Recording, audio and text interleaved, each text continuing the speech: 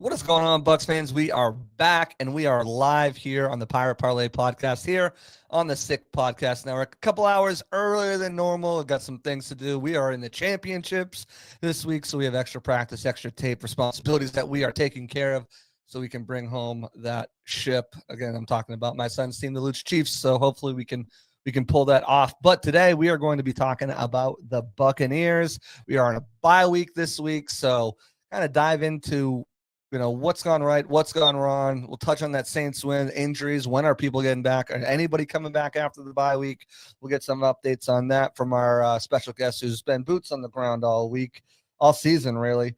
We'll talk about who's been the stars, who's been the MVP on offense and defense so far this season, who's been someone a surprise, we'll get into all that, who needs to step up the rest of the way, and a couple trade options that we think Jason Light should check into as well. So we'll be right back after the break with my special guest and breaking all that down, your comments, your questions, all that and more after the break. Turn up your volume. Because you're about to listen to the Sick Podcast. Pirate Parlay. Battle intercepted, picked off in the end zone. Bucs are going to beat the Chiefs. We're the champions of the world. The sickest Tampa Bay Buccaneers podcast. It's going to be sick. What's going on? Welcome to the other side again to another episode of the Pirate Parlay podcast here on the Sick Podcast Network. And today we got a very special guest. You know him from Bucs Game Day. He is the lead editor-in-chief over there. He's my good friend. He's been crushing it this season, elevating his game to a different level. He is none other than River Wells. Hello, hello. River, how are you doing, my man? Doing great. Happy to be here. Always happy to talk some Buccaneers football. So we're going to get into a lot of that today. Definitely happy talking Buccaneers football because you're on a little short world tour today. You got 3 pods. I'm a wanted man. Yeah. One day. I've been there before. It's a lot, but it's fun.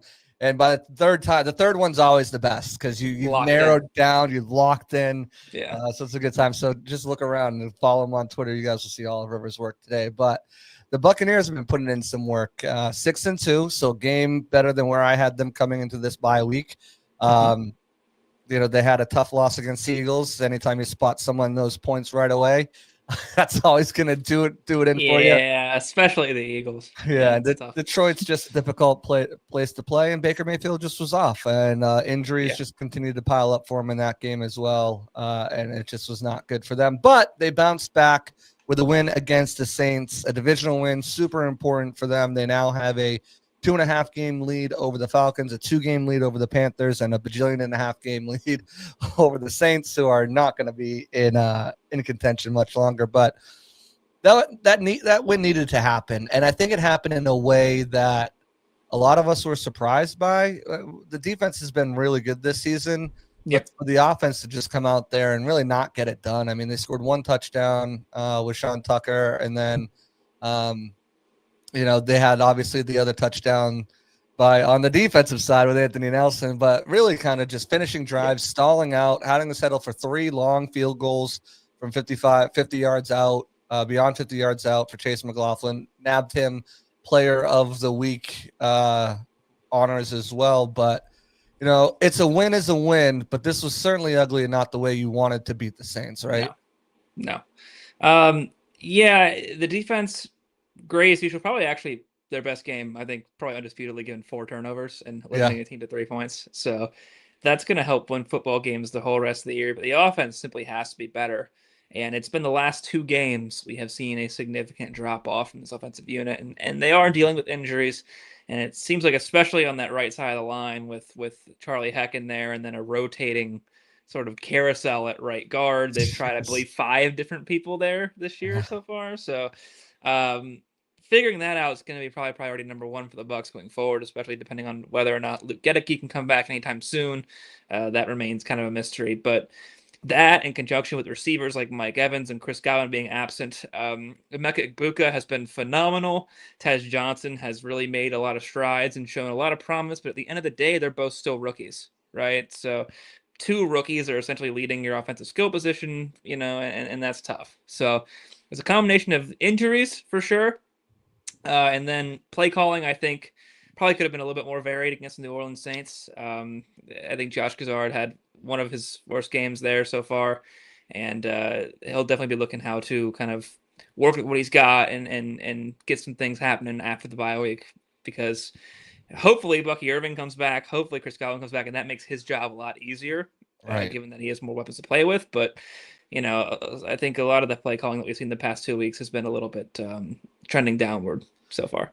Yeah, I definitely agree with that, and I think a lot of that has to do with just the injuries and where they're starting. Yeah. It limits the playbook, so significantly, especially against Detroit. You're having to leave guys in the chip and to pick up blocks, whether that's Rashad White or your tight ends Kadon and Payne Durham. And I think it does. It handicaps him. And coming into this year, he's coming in with everybody, his weapons. Chris Godwin is going to be ready, Tristan Wirfs, and then bada bing, bada boom. Now you're dealing with Wirfs out, you're dealing with Godwin's not ready, and then since then it's just been an avalanche. So, as a first-time offensive play caller, dealing with what he's done to get to the Bucs at 6-2, I'm not super mad at it. I do think that there were times, especially over the last 2 games, where you're just like, what are we doing here? The goal line stand where you had 5 straight plays to gain. Tough. You had 1 play to gain 1 yard, and then you had 4 straight plays to gain a half of yard after the penalty. You couldn't get it, and then it took you to 4th down on the second time. So pretty much 9 tries to get into the end zone on the 1 yard line or less, and you could only punch it in 1 time. I think you kind of fade Sterling Shepard. What are you doing? Yeah, that's tough. That's tough. Yeah, there were certainly some tough things there, but I think once the offense starts to get healthy, if you get Luke back, if you get Bucky back, even if you get Chris back, Mike's probably not going to be back for a while. That starts to open things up, and you can't double Egbuka as much as you want to. If Chris can be anywhere where he was last year, because so far this year, Chris has not been the same guy. Yeah, but it's been a knocking the rust off type of season for Chris Godwin, and it'll probably continue to be that way once he comes back. Absolutely. Yeah. So defense won them this game, but they weren't pretty either. They let it 50% on 3rd down for New Orleans. They're able to consistently, kind of pick up those 3rd downs, where the Bucs were just 3-13 on the day. And a lot of people are like, oh yeah, but they let up 200 and plus passing yards. This is the Bucs offense. Like that, they are a bend but don't break off defense in the purest of terms. Always have been. Yeah. So I don't look too much in the passing, the passing yards that they give up, because they made plays when it counted for. And Anthony Nelson, we'd be remiss if we didn't talk about him. There was a lot of chatter going into the week about what are they going to do? Hassan Reddick is out. Anthony Nelson, he's not the guy. He's steady Eddie, but he's never been a playmaker. Well, he made like 4 plays. Yes. He shut that talk down. He had a huge forced fumble. Well, first he started off with a sack. Then he had a huge forced fumble as Servassier Dennis was bringing Rattler down on a scramble. He got to Rattler again, but later in the game, but that wasn't before he batted his own pass off of Rattler to himself. And then de-atomized Rattler on the way to the end zone. Yeah. Struck them on the way to the end zone. Anthony, one player of the week as well for the NFC, as well as Anthony Nelson. But it was a nice win. Things come crashing back down to earth after the bye with the red hot Bucs team, Patriots team, who are 6-2 as well. Can the Bucs sustain this level of offensive ineptitude if the defense continues this level of just pretty much dominating, manhandling? No. This Patriots offense has been cooking. The Bills with Josh Allen, I think, are always a threat. And man, if Sean McVay can't run an offense, then no one else can. So these are the top teams in the NFL. And if you want to be a top team in the NFL, you got to be able to beat them, of course, to use the ever often quoted Ric Flair quote, to be the man, you got to beat the man, right? So the most important one is the Rams, obviously being an NFC team. You're probably going to be competing with that team for seeding down the line. But with these high-powered offenses coming up and the ability to create havoc there, I think you're going to have to score points. And it's going to be tough, man. I mean, Mike Vrabel's teams are always so physical whenever they come to play you. Always really tough to play against him. And you got, guys like Sean McDermott with their defense, and, the Rams will have plenty of playmakers. I mean, Byron Young and Jared Verse on either side. It's just a nightmare for anybody. So You're going to need some offensive points. You're going to have to figure out what you have Is Bucky Irving coming back? Is Chris Godwin coming back? And once you figure that out, you're going to have to find ways to be creative in the game plan with or without those players. And I think the Bucs have done a decent job of that at the beginning of the season, but these are probably going to be some of the three hardest teams they'll play all year. So it's going to be a real test for Josh Gazard, a real test for the offense, and Baker Mayfield to kind of get back on track after falling off a little bit. There was MVP talks to start the year, and then we've tapered off a little bit from there. But if he can get a little healthier over the bye, I think he's a little banged up against the Lions and Saints. Maybe he can come back to those ways like he did against the Seattle Seahawks. Had a great game there. And you're going to have to find ways to win. And it's going to be tough. I don't know about you. I'm thinking if you go 1-2 over this stretch, you're doing pretty well for yourself. And I think you better hope that one is the Rams, because that's the most important one. But yes, we'll see what happens. So I had them at 2-1 through this stretch, and the loss coming at the Bills preseason. That was before the Patriots went crazy, and Baker May is the current MVP frontrunner. Yeah, yeah. So it's definitely going to be a little bit more difficult challenge than I originally thought it was going to be. But you brought it up, right? And the way that they're going to do this, the way that if the defense can't sustain this, the way that they're going to be able to beat these teams if they can get back from injuries. And you were there on Monday, got to talk to Todd Bowles for Bucs game day. What are you hearing about these injuries? We got Luke Gedeke, Bucky Irving. Obviously, we know Mike is going to be a later thing. Jalen is going to be a later thing. But the other guys, Chris Godwin, Hassan Reddick, when could we see these guys back? Are we getting any of them back for the Patriots, do you think? Tom Bowles is perhaps the most lock and key guy for injuries, maybe in the entire NFL. He does not like to tell you what's going on with this guys. Nope. That being said, if you had asked me, it feels like Bucky Irving and Chris Godwin will be at least ramping up to go after the bye week. He mentioned they'll probably do some things in practice after that. And last week when we asked him about injuries, if any players were iffy, would they go for the Saints? Would they wait to the bye? He said they'd wait to the bye. And then we asked about Irving and Godwin, and he said they're iffy. So I think that makes me think that they're probably about ready to go. And if that's the case, I think we might see one or both of them prepare to play and perhaps play against the Patriots. Hassan Reddick, we were told he's week to week with a sprain. Week to week for Todd Bowles can mean a lot of different things. Bucky Irving, I believe, has been out for 4 games, right? And I think Chris for 3. So day to day. Yeah, day to day, week to week. And you could feasibly have put Bucky Irving on IR. Right. So we'll see what happens with that. But the good news is he had MRIs on his ankle and his knee. Hassan Reddick's knee appears to be totally fine. His ankle appears to be sprained, which means that's probably not a super long-term injury, and that no matter what, you'll probably get him back within a few games. So the bye week's going to help there, and maybe we'll see Hassan Reddick back in the next few games. Let's hope so, because they definitely need to have, the offensive recruits. Yeah, Hassan Reddick, Anthony Nelson's not going to sustain that level of play this week. I'm sure he'll give you good snaps, but I don't think he can sustain it. And Chris Brazzell surprisingly had 4 pressures in that game as well, so maybe he can turn it up. I see some people in the comments, Tobias, my friend from Bucs Germany over there, Nathan Elliott, big supporters of the show. Appreciate you guys. I see you got some questions in there. We're going to answer those in a little bit, Tobias, about the trade market, and if they'll be active. I also have a story up right now. We have several stories right now. I wrote one about the tough spot Jason's in. We wrote up against one that has a couple of different trade options. I think it's 5 different trade options the Bucs could make that they've been linked to, or people have been trying to link them to. So we'll get into all that and more later on in the show.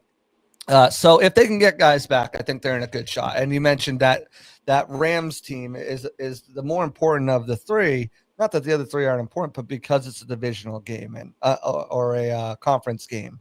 And the Bucs right now 6-2. They are tied for first. Well, actually, stupid tied. Kissing your sister. Packers are the number 1 team right now, but they would have been. They're tied for second with that 6-2 record in the NFC. Of course, in the NFC South, they hold a 2.5 game lead over the Falcons, who are 4-3, and then the 2 game lead over the Carolina Panthers, who are 4-2. So I think that's right. Yeah, 4 and something The like that. Panthers are 4-4, 4 and right? no, then it's because it's only week 7. 4-3. No, Yeah. 3. Hold on, we'll figure this out for you guys. The Panthers are something. Yeah, the Panthers are 4-4. The Falcons are 3-4. Bucs are 4-4. 6-2. Saints are 1-7. Yeah. Okay, yes, that makes sense. Right. So they have a 2-game lead over that. I think are the Bucs, do you think, going to end up running away with this division? Of course, they still have both of those games against Carolina and one more game at home against the Falcons and the Saints. Is the NFC South, is it time to start kind of moving on to the bigger picture here, or do you think, there's still some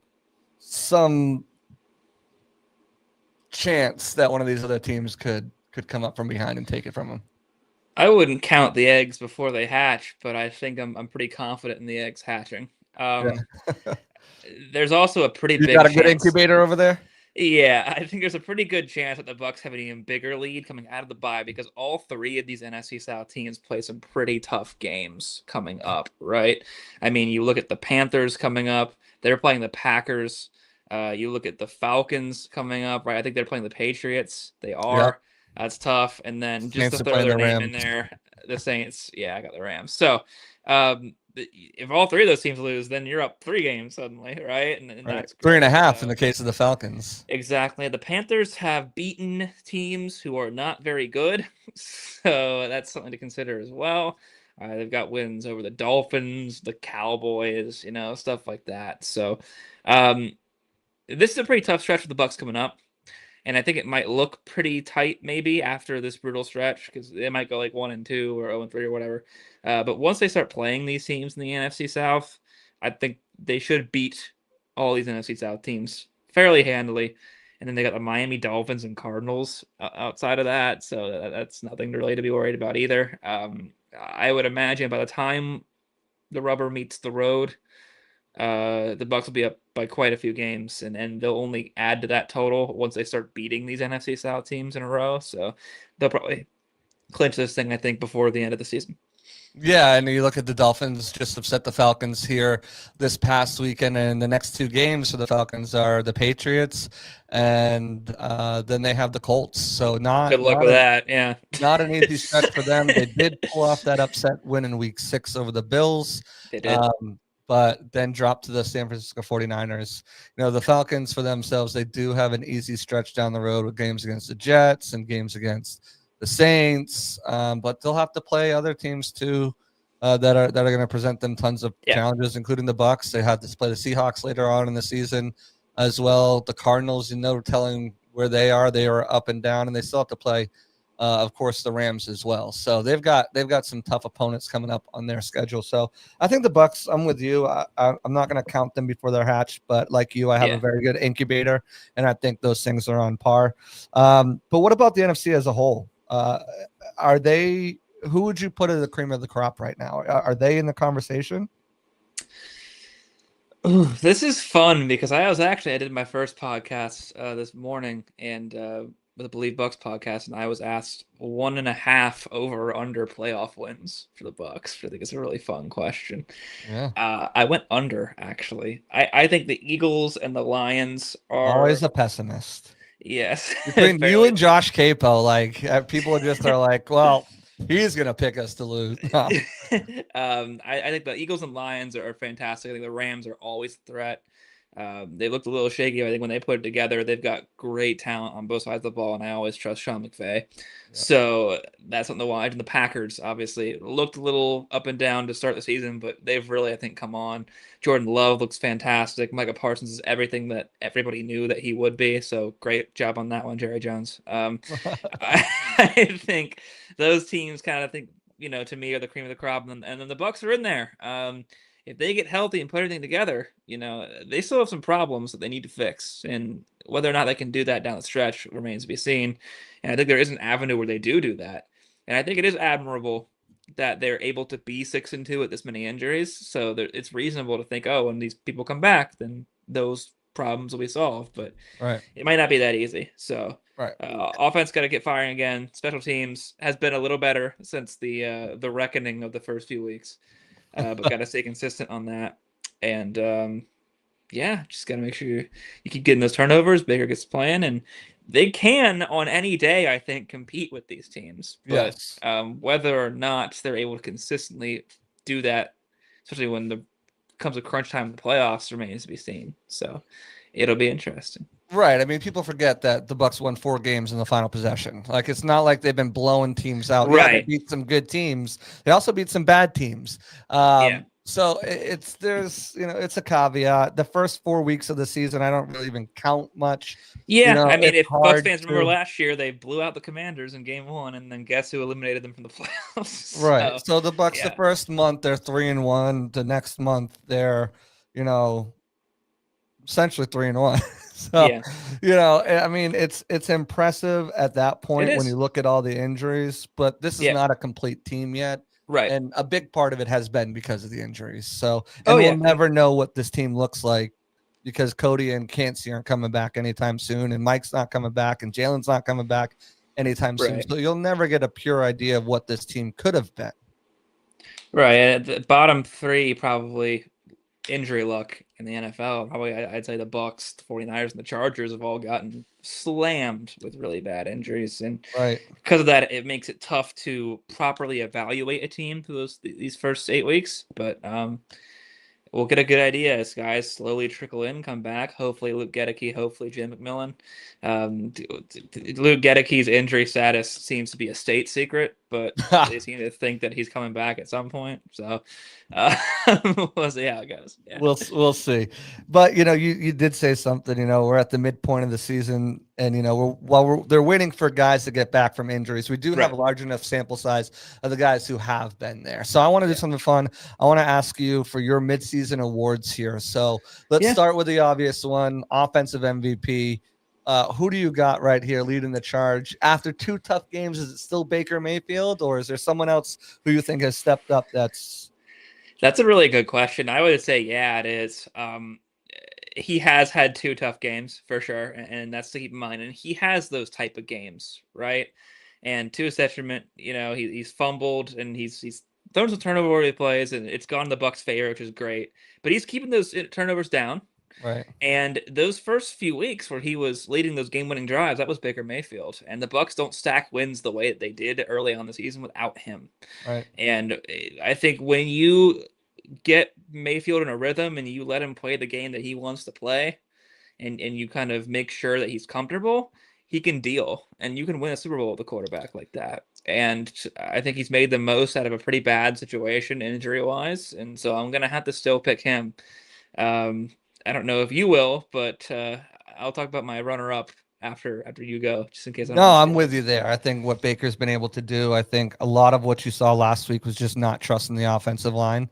I think in Detroit, that was a huge part. Even when there was a pocket, because it was so non-existent most of the game, he wasn't really getting through his reads. So it was either first read or get it out. Detroit also played a lot of man coverage that game, which with the pressure they were getting on the line, it meant that the corners didn't have to stick to their guys too long, and it just made it so hard to get the ball to anybody. And I'm curious. Asked Josh Gazard about this. He said in the copycat league, other teams might end up trying that. So expect teams like the Patriots, teams like the Rams, teams like the Bills to start trying to take that angle there, knowing that right side of the line is pretty weak. Absolutely. And I was going to go before this game. I was going to go with Tristan Wirfs just because of the impact he made.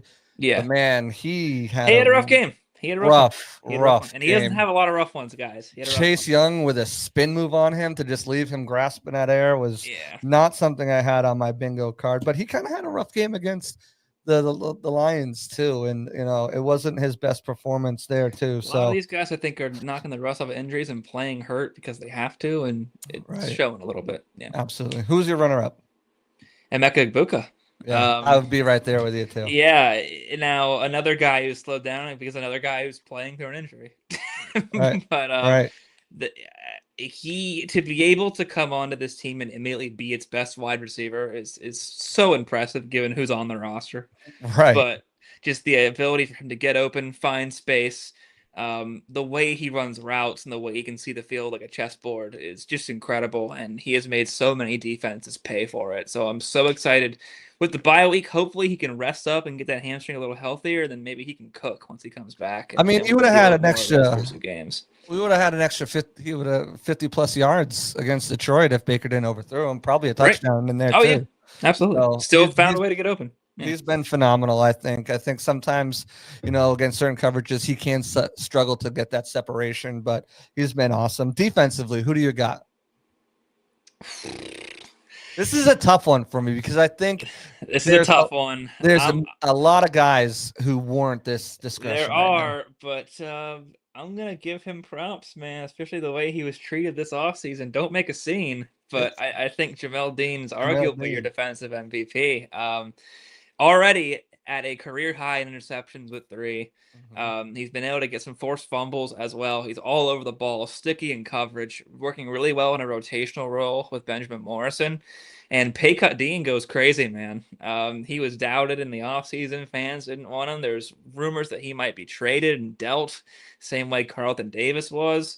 And to his credit, with all that noise and with basically a massive pay cut that I'm still not entirely sure why he even took, he is just making plays left and right and being a stalwart in that secondary, and one of the better secondaries in the NFL this year, I think, when they're all healthy.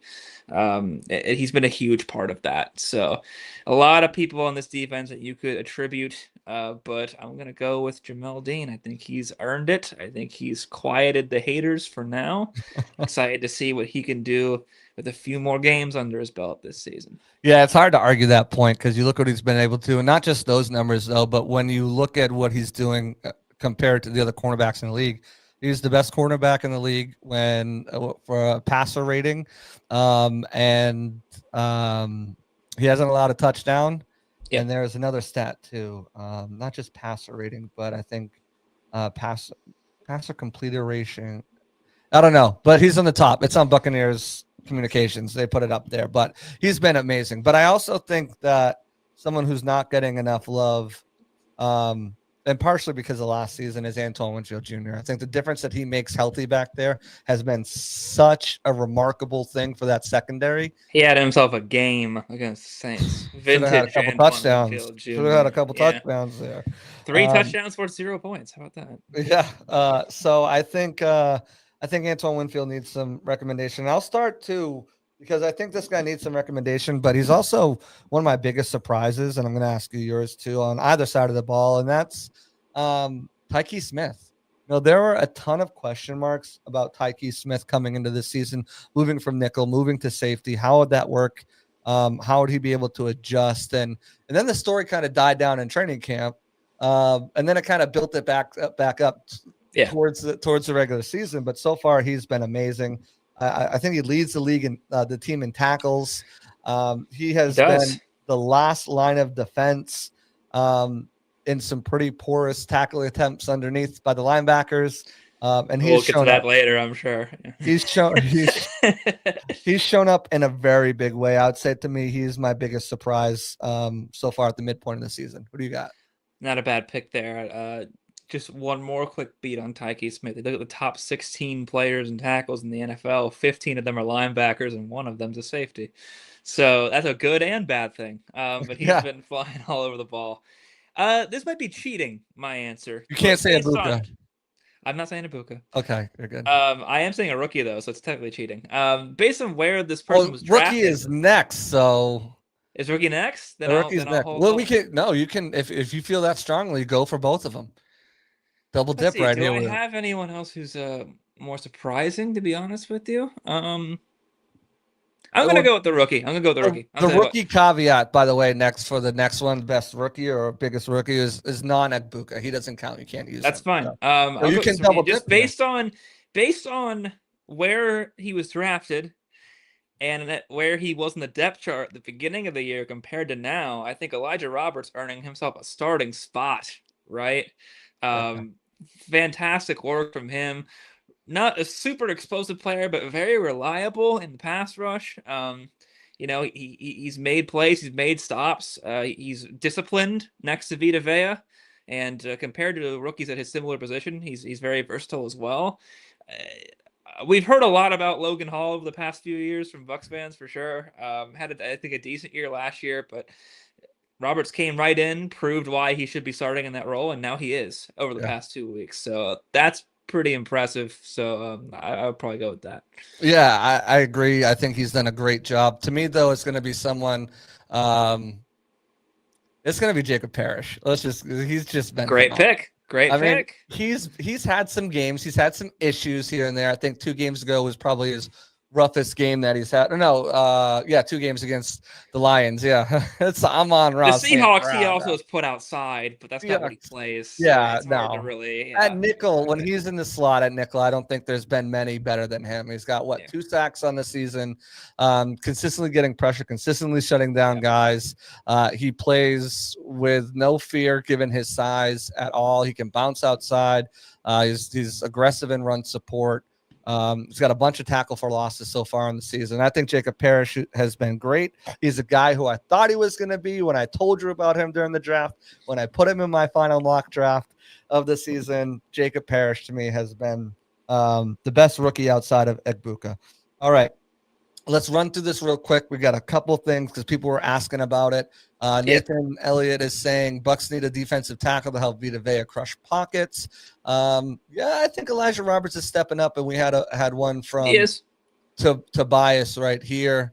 He says, "Do you think the Bucs are going to be active in the trade market? And which positions would you address?" Greetings from Germany. Go Bucs. Guten Tag, Avita Zane. My friend Dankeschön, Tobias. Dankeschön, yeah. And let's get into that because we both brought 3 guys who we think could make a difference if the Bucs traded for them. Draft compensation will be different. I'll kind of give you my ballpark for the guys I have where I think would be enough to make a move. But River, we'll start with you. Go ahead, give me one of your guys you think the Bucs should try to make a move for. Let's caveat this by saying too, Jason Light has only made 1 trade in season in 11 years as GM, and it was Steve McClendon. The game after Vita Vea went down for the season with a pec injury in 2020, the Super Bowl year. Yeah, that was a team that was 4-2 heading in when they made the trade at the time. It was a COVID team. They ended up going 11-5. But I don't know if you looked at that team through the first 6 weeks and said, "Oh, this is a Super Bowl contender."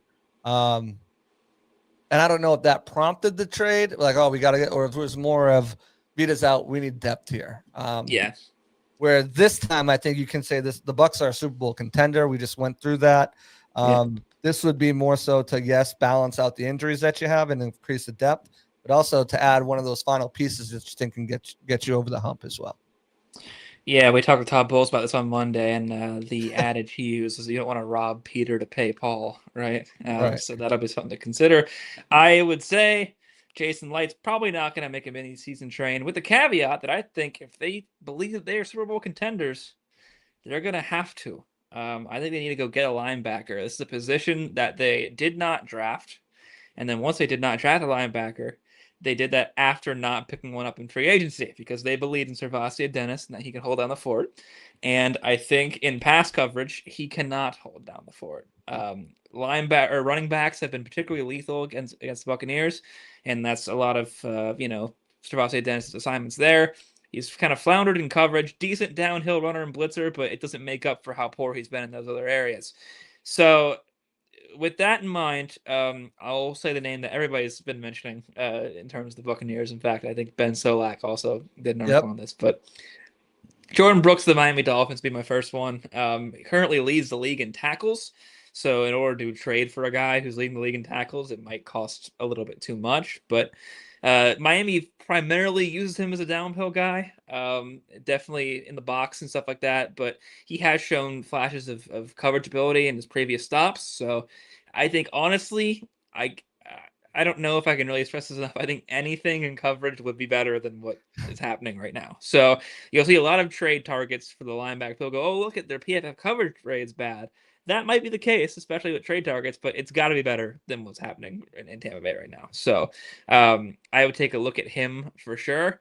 I would at least call, and if it's too much, it's too much. But if you think you're a Super Bowl contender, like you said, JC, if this team believes that they are, these are the type of things that you have to do to immediately shore up gaping holes in your team. And this is probably the Bucs' biggest gaping hole, I'd say, is their coverage in the middle. Gervais Dennis and Levante David, who is still very smart football IQ wise, has slowed down a lot due to his age, and he's not able to kind of make some of those plays he used to be able to. And that combination of him and Dennis has caused some catastrophe in the middle of the field for the Bucs. And I think if they want to be a serious Super Bowl contender, they have to do something to address that. I definitely agree with you. I think if Levante sees it, he can get there. But if it's happening, Levante, he just doesn't have the speed to chase down anymore. I too had a linebacker on my list. It's funny how you went defense and I went pretty much offense, but I had a linebacker that you already had, so I took him off and gave him to you. But we'll start with where I'm going here, and I think it's the right guard position. I think if you're looking at any spot on the offense right now, you can make do with Tez Johnson, Abuka, Shepard, Ryan Miller, Cam Johnson. Heck, you can bring someone in, put him on the practice squad, bring up Dennis Houston for all I care. Until they get this pass protection down, they are in trouble. And if Luke Gedicke's going to be out an extended period of time, because as you say, it's a government secret. We don't know what's going on and when he's going to be back. I think you need to address that right guard position. They've had at least 4 that I can count. Elijah Klein, Michael Jordan, Luke Haggard, Dan Feeney. Am I missing one? Haggard, Klein, Jordan, Feeney. I think, I've had 4 different guys there. You need someone who can come in and can lock down that spot. I heard a lot of Kevin Zeitler chatter out there. I don't know if the Titans would do that because then Cam Ward would just get annihilated after play. But a guy who I like from the Browns is actually 2 guys. We'll start with the first one is Joel Bitonio from the Browns. Lifelong Cleveland Browner, the poor guy. He's 34 years old. He's on an expiring contract, 6'4", 320. He's got good size that the Bucs like. And more importantly, his stats this year per PFF, his overall blocking grade is a 72.4, which is 13th out of all 82 guards. His pass blocking grade is 22nd, 67, and his run blocking is 19th out of 82 with a 70.8. More importantly, and 542 snaps played, he has 0 penalties and 0 sacks allowed. Now he plays at left guard, so he may have to come in at left guard, but that's why you love Ben Bredesen, because he's got the flexibility to play either guard spots and center as he started the season. So this is a guy who I think if you need to shore up one position on this offense, it's not receiver, it's right guard. And I think you need something better than what you have there, especially if Luke Gedicke is going to be out for a couple more games. For sure. And I think the one hang up with Bitonio that Jason Light and many people will be thinking about is he planning to retire anytime soon? And if that's the case, you have to think about what compensation you would want to give up. But if it's not too much, I could see something like that happening, especially if it's for peanuts. Then you at least get a viable guard who could potentially win a ring in half a season, which would be probably beneficial for both sides. So that'll be probably the big question there. But I think at right guard, it would be nice to get someone in there, because if Gedicke comes back, that's all good and fine, but you still have a weakness and you're still playing. I mean, guys, prior to last week, Michael Jordan was on the practice squad. He was getting called up from the practice squad. He was awful last year with the Patriots. Right. So offensive line, it's just a starting quality offensive lineman has already been locked up by every team in the NFL. Hard to find. So it's tough to get a guy in there from your team. That depth, the drop off is crazy. Same thing with linebackers, really, with off-ball linebackers. So it's a good thing that those are 2 places the Bucs really need help. Right, exactly. You're probably looking at like you're giving up a 5th and maybe getting a 7th back. One of these swaps we've seen kind of happen throughout. For a guy of his caliber, I think you're probably looking at like a 5th, which is something. Are you going to do that for half a season? You get a pick back. Sure, it's 2 rounds later, but is that something you're willing to do a half season if you're really looking to make a push to the Super Bowl? Give us your second guy. Well, you mentioned you have 2 Browns. I have 3 Miami Dolphins. Fire sale. It's a fire sale in Miami. And this is partially, guys, because when you think about trades at the trade deadline, you got to think about AFC teams. NFC teams definitely aren't going to want to trade to NFC competitors. I'm also seeing a lot of people mention Rashid Shaheed. And why would the Saints trade Rashid Shaheed to the Buccaneers in their division? That's crazy. So Literally, the quarterback and the GM just publicly trolled them. And then made you bench your starting quarterback. Yeah, They're so not going to do them that's probably not going to happen. any favors. Yeah, for a first round Exactly. pick. That's the call. Hey, what's the Yeah. price on Shaheed? Give us a second. Yeah, absolutely not. Let's talk about Jalen Phillips because Yes. the Buccaneers need some help at edge rusher. Yaya Diaby, thankfully, has been coming into a little bit more of a rhythm these past few games. But for a while, both him and Hassan Reddick were doing that mind-blowing thing where they get high pressures and don't get any sacks. Now Diaby, of course, I think has 4, just a half sack off of his total from last year. And he's on track to actually start getting to the quarterback. That's a great development. Hassan Reddick was not doing that prior to leaving the game. Another high pressure guy that wasn't making a lot of impact plays. But high pressure guys are pretty valuable. But in the meantime, another high pressure guy is Jalen Phillips, right? I mean, 27 total pressures according to PFF, 2 sacks, 14 stops behind the line of scrimmage, 15 tackles. He's definitely a producer over there in Miami. And right now, depending on how long Hassan Reddick is out, you're going to have to rely on Anthony Nelson and Chris Braswell as your rotational guys. And to Nelly's credit, had a great game against the New Orleans Saints, but the question will be whether he can consistently put out pressure like that across other games. We know that Jalen Phillips can, right? And that also leaves you room to also rotate Nelson in instead of having to put in Braswell. So I think that would not be a bad move, and I think it wouldn't cost too much because Jalen Phillips is extremely injury prone, and that would be a reason not to trade for him, obviously, but it would also make him pretty cheap. So again, if you are in the market for a Super Bowl, yeah. So if you're in the market for a Super Bowl, these are the type of moves that you can make that shouldn't be too bad, and I think that would be a viable option. Yeah, and again, if you're gonna look at Miami and fire sale, if I'm taking a pass rusher from this team, it's Jalen Phillips is the one I want, not Bradley Chubb and Matthew Judon, who have been talked about the last couple, weeks. Another Miami Dolphin. Right. 3 Miami. I mean, you could do a whole thing on just Miami Dolphins. You could. Because I just mentioned Bradley Chubb and Matt Judon. You've already mentioned Jalen Phillips and Jordan Brooks, and I have a strange feeling that you're going to mention another one, partially because you just told me you were going to do so. Yeah, you said you had 3 Dolphins, so figure it out. I'm an open book. I'm an open book. Yeah. Try to guess who it's going to be before he gets there. My second guy is Wyatt Teller. He's the Browns' other guard there. He's the actual right guard there. He's not having a strong of a season this year. As far as no guard that you would trade for would be, I don't, but better than the alternative, right?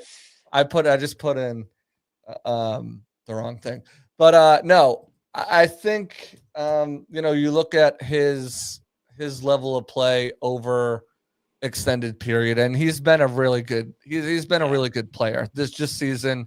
It's the Browns, his pass blocking grade has not been good. But his run blocking grade has been good. So the Bucs are struggling running the ball. He's a 32nd ranked guard overall from PFF, 2 sacks, 3 penalties. But if you kind of go back into his older seasons, and let me kind of bring it back up while I'm in PFF here. He's done much, much better. That's not what I wanted. Yeah. Blocking while I get there. So yeah, I mean, you got it, Jason. Previous seasons, I mean, he's been up to as high as 92, 84, 70, 72. These last 2 seasons have not been kind to him. Only allowed 2 sacks last year, 2 sacks this year so far, and only 19 pressures only. But I think he's another guy who you can probably trade like a 5th or a 6th and a 7th for. The Browns really aren't going anywhere this season. And again, another expiring contract. Another older guy in the league. He's not super old, especially not in terms of linemen, but 30 years old, and you've kind of seen a regression from him at this point. But again, he's going to be better than Michael Jordan. He's going to be better than Luke Haggard. He's going to be better than Dan Feeney or Elijah Klein at this point. He's a veteran And I think, we've seen what this, I mean, even Charlie Heck is playing semi-serviceable right now. We've seen what this offensive line room can do with guys who have some talent, Yeah. and he still has some talent, even though he's lost a step over the last 2 years. So I would like Joel Bitonio first because I think he's a better player right now. But give me Wyatt Teller, and I'm just as happy. I think you need a right guard. You need to figure it out. Who's your last Dolphin? My last Dolphin, just like you have 2 guards on the Browns, I've got 2 linebackers on the Dolphins. Terrell Dodson is the last one, and right now he's not playing as good football as his running mate Jordan Brooks, but in the past, particularly over the past 2 seasons, once when he was in Buffalo and once when he was in Seattle, he's been an excellent coverage linebacker. And this Miami scheme tends to really favor, stacking the box and going downhill more often than coverage. So I think that could be part of it. And I think willing to gamble on someone like that, especially given the poor quality of coverage that we've seen from the Bucs linebackers already, would be something to do. And if you can't get Brooks for a good price because he's leading the league in tackles, like we mentioned, maybe you could get Dotson for a nice price, and potentially you could kind of revive that sort of coverage linebacker that we've seen the past 2 years in different schemes. And the other benefits of this is we don't know how long Levante David's going to play. There's a possibility, I think a decent possibility actually, that he retires after the season's over. Really And if that's the case, then you could get a guy like Dodson or Brooks, and you wouldn't have to use them as a rental, right? You could just keep them. So that's another long-term thing to consider. It's not just beneficial for your current run. And that would be the type of smart business that Jason Light, I think, would have to do in order to trade at the deadline. So I like either of those 2 options. Miami is going nowhere, guys. They're going to fire Mike McDaniel. The 1 win's not going to save it. They're not going to turn the ship around. So They'll always struggle until they fix that ownership. Steven Ross. Yeah, so I think they might be dealers at the deadline for sure. The price is right, and if anyone knows about the price, it's Jason Light. So I'm thinking maybe a Dodson, maybe a Brooks, maybe a Phillips. Go down to Miami and call them. See what they're doing. Yeah, see what you can get out of them. I think, and if you wanted to do something, I think when you're giving up a little bit more capital, if you wanted a Jalen Phillips and a Terrell Dodson, maybe that's something that you can. And did they have joint practices this year with Miami? Or was that last year? No, they did not. That was last year. It was last year. Okay. Well, either way, so they've got, both of those guys. Well, no, Dodson wasn't. Phillips was there last year, so they got to look at Phillips. Yeah. Maybe they didn't because he was probably injured. But if you wanted to, maybe that's the way But I think Tyrell, if you're doing Dodson, that's something that you're looking at, like we've seen around the league. A 6th and a 7th and a player pick swap. That's something you can get away with and not cost you a lot. So I think, and he's someone we brought up last year around the same time. So I think that's a move that if you can make it, you got to make it. All right, my last 2 guys, I mentioned they're on offense. They're also both on expiring deals. They're also both a little bit older in the tooth, one more so than other. And I know it's just one, but I kind of threw it in a bonus package here with 2 of them because one of them's Baker's best friend. But DeAndre Hopkins is the first guy I have here. Hopkins hasn't been the Hopkins that we all remember, even from freaking Carolina, Kansas City, wherever you want to go. Not Carolina, Arizona. But he's had a decent season so far, and I think he's a veteran. It's not going to take him long to get the playbook down. It's not going to take him a long time to be able to be a option as far as in the passing game. He's only got 173 yards on 15 catches this year and a touchdown. But I think a lot of that too over the recent weeks have been because of Lamar's injury. Yeah. So I mean that definitely plays a part. He's still willing to get his hands dirty as a blocker in the run game too. So I think he's a good option. And then obviously the other one I mentioned, Baker Mayfield's one of his best friends who doesn't talk to him during football. Maybe Baker Mayfield can finally talk to Mark Andrews during the season if the Bucs make a move for him. K-Dot and obviously tight end 1. But I think if you want to add another weapon to this offense as far as like a pass catching threat and you don't find something out there for a wide receiver, I think you can do something with Mark Andrews. When you go to 12 personnel, it gives you a little bit more of a reliable weapon out there. Obviously, we've seen what the reunion what Sterling Shepard can do if you get guys back around Baker Mayfield. Not to mention he made 2 head coaches in the NFL. So maybe he can rejuvenate Mark Andrews' career and make me regret dropping him in fantasy this week because he's been absolutely invisible. So those are those guys I feel like they can make a trade for. Again, it's not looking a lot. 5th round pick tops. You're probably looking at a pick swap, 5th for 7th, and one of those guys. Same thing, something like that. I think Jordan Brooks and Jalen Phillips probably going to cost you a little bit more. You're probably looking around a 4th for that. But even still, I think the Bucs need to make a move if they want to stay on top of the NFC South. They want to get back on top of the NFC where they were 2 weeks ago in power rankings. And Baker Mayfield was all the talk for MVP. But any final thoughts, River, before we get you out of here? I don't think so. I'm excited to see kind of how this team comes out of the bye. They want to start fast, and they want to make sure that they can stack some more wins in this tough stretch. So that first Patriots game, I think, will be pretty telling. Probably the most physical opponent they'll play of those 3. If they can get a win there, they might be looking real good for the rest of the season.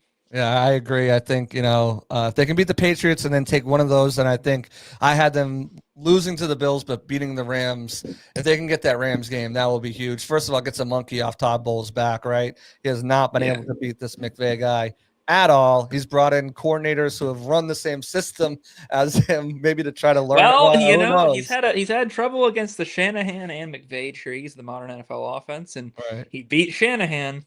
So can he get McVay? We'll see. We'll see. Maybe Grizzard's got a little bit more insight there. We'll see how that things happen. We'll see if they make a move. I don't think they do. Again, Jason stands pat, and who can blame him, right? I mean, look at the success of the draft picks he's taken. Me and you were trying to figure out who's the biggest surprise as a rookie or the best rookie, and we had about 4 guys each you could bring up. So it's I get it if they don't make a move, but I think this is a season where they should. I'd really like to see them make a move at linebacker and guard, and I think everything else will fall into place. We'll see what they do. River, go ahead, promote yourself. Where are you going to be at next? I know you're going to be on another podcast here shortly, but where can people find all your great work, and where can they follow you on socials?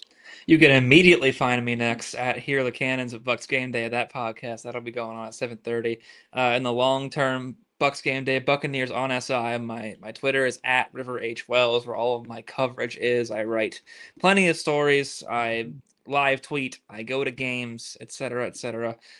Chill week, of course, with the bye week. But once we get started again, I'll be all over there. So drop a follow if you want to learn more about the Bucs and their day to day, and go to bucsgameday.com to read our latest. We got some good analysis pieces.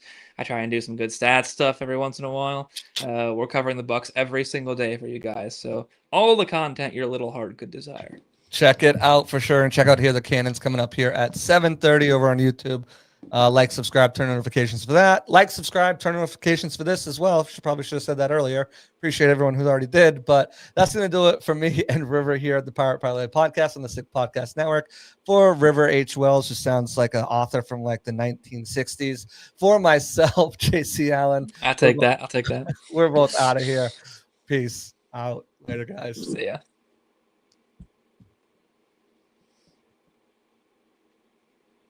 Jimmy. Producers in the back. We're still live. You guys come here often? Yeah, I don't know. Maybe this is going to be one of the best bloopers. Jimmy, what are you doing?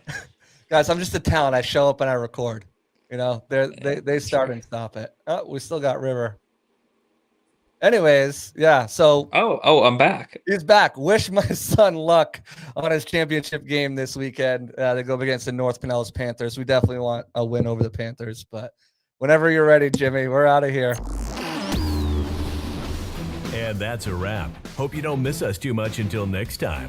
Follow the Sick Podcast Pirate Parlay on YouTube, Facebook, Google Play, and Apple Podcasts.